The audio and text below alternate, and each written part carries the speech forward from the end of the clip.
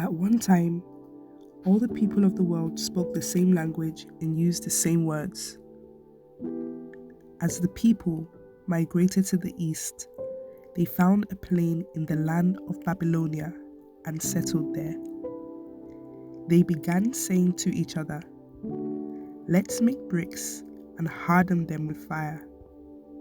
In this region, bricks were used instead of stone, and tar was used for mortar. Then they said, "Come, let's build a great city for ourselves with a tower that reaches into the sky. This will make us famous and keep us from being scattered all over the world." But the Lord came down to look at the city and the tower the people were building. "Look," he said, "the people are united and they all speak the same language. After this, nothing they set out to do will be impossible for them. Come, let's go down and confuse the people with different languages. Then they won't be able to understand each other." In that way, the Lord scattered them all over the world, and they stopped building the city. That is why the city was called Babel, because that is where the Lord confused the people with different languages. In this way, he scattered them all over the world. This is the account of Shem's family. 2 years after the great flood, when Shem was 100 years old, he became the father of Arphaxad. After the birth of Arphaxad, Shem lived another 500 years and had other sons and daughters. When Arphaxad was 35 years old, he became the father of Shelah. After the birth of Shelah, Arphaxad lived another 403 years and had other sons and daughters. When Shelah was 30 years old, he became the father of Eber.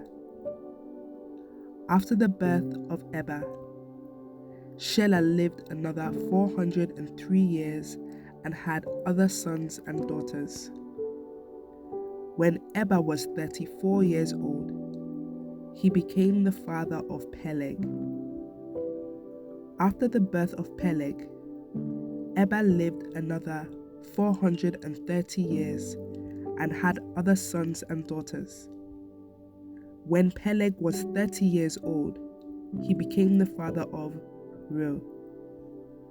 After the birth of Reu, Peleg lived another 209 years and had other sons and daughters.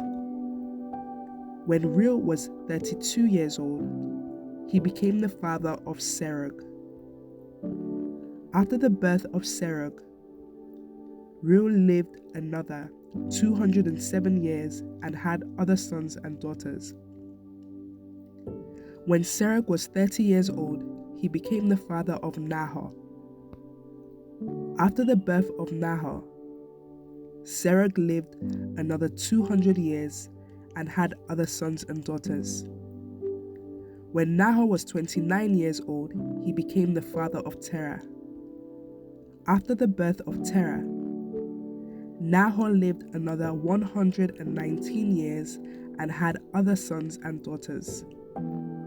After Terah was 70 years old, he became the father of Abram, Nahor, and Haran. This is the account of Terah's family. Terah was the father of Abram, Nahor, and Haran.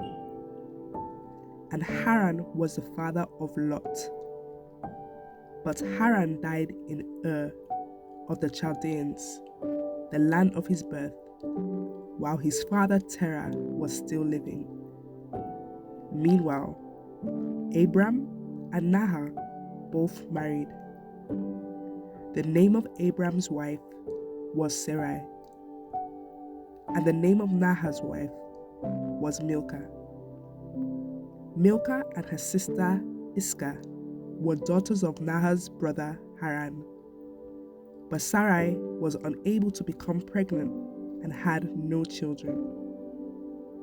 One day, Terah took his son Abram, his daughter-in-law Sarai, his son Abram's wife, and his grandson Lot, his son Haran's child, and moved away from Ur of the Chaldeans. He was headed for the land of Canaan, but they stopped at Haran and settled there. Terah lived for 205 years and died while still in Haran.